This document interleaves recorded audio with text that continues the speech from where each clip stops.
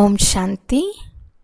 ఈరోజు రుక్ని బెహన్ ద్వారా వతనం యొక్క భోగ్ సందేశాన్ని విందాము. ప్రియమైన బాబా వద్దకు వతనానికి భోగ్ తీసుకుని వెళ్ళాను.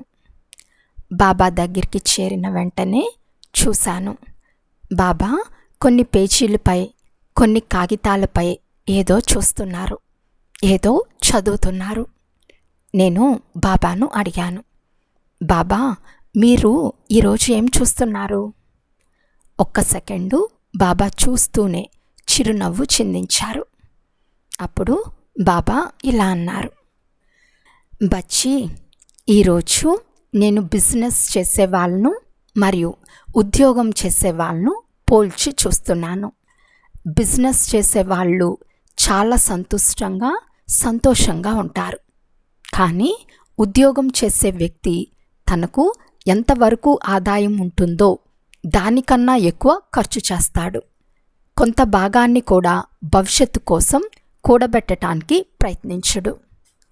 సాకార్ బ్రహ్మబాబా కూడా ఒక గొప్ప బిజినెస్ మ్యాన్ యొక్క బుద్ధి చాలా తెలివిగా ఉంటుంది. అతను సంపాదిస్తాడు, ఖర్చు కూడా చేస్తాడు, భవిష్యత్తు కోసం కూడబెడతాడు కూడా.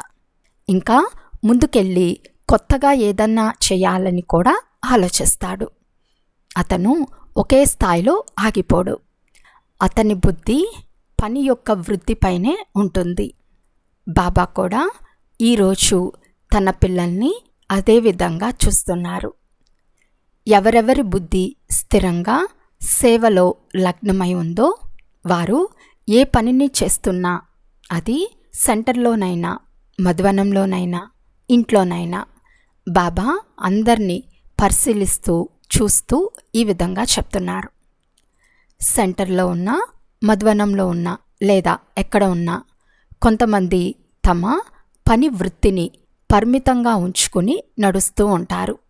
కానీ కొంతమంది బిజినెస్ మ్యాన్ల బుద్ధిశాలి పిల్లలు ముందుకు కొత్తదేదైనా చేయాలనే ఆలోచనతో ప్రణాళికలు వేసుకుంటారు.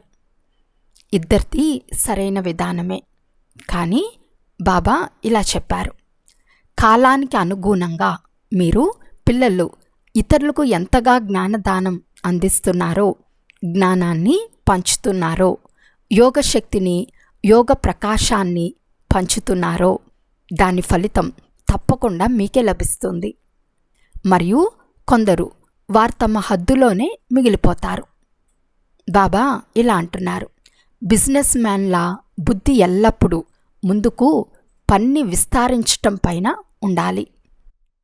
మీరు ఎక్కడ ఉన్నా, సెంటర్లో కానీ మధ్వనంలో కానీ, మీ బుద్ధిని పరిమితాల్లో అంటే హద్దుల్లో ఉంచుకోకూడదు. మీ బుద్ధిని అతి ఉన్నత స్థాయిలో ఉంచుకోవాలి. బాబా కూడా మిమ్మల్ని అదే విధంగా అతి ఉన్నత స్థాయికి తీసుకెళ్తారు. కానీ మీరు బుద్ధిని పరిమితంగా ఉంచుకుంటే మీరు ఆ పరిమితి వరకే పరిమితమైపోతారు. బాబా ఈరోజు 2 దృశ్యాలను చూశారు.